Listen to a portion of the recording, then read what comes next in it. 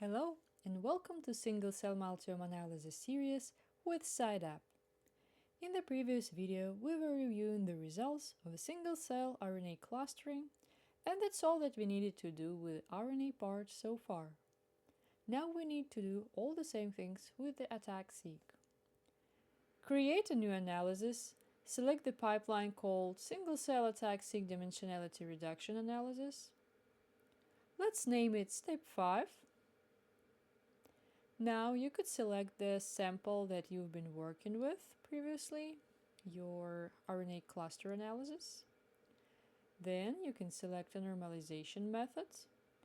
There are multiple options, just like previously we saw for RNA dimensionality reduction. You could experiment with it a little bit, trying rerunning this a few times. Then you select integration methods. This time I chose scYAC. It's similar to Surat. You don't have to provide a batch correction here. Target dimensionality. You could leave it default or make it bigger. You could provide a dataset, metadata, or selected cell barcodes.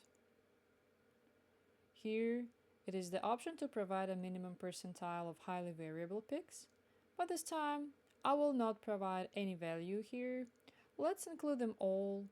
And now we are ready to start our sample.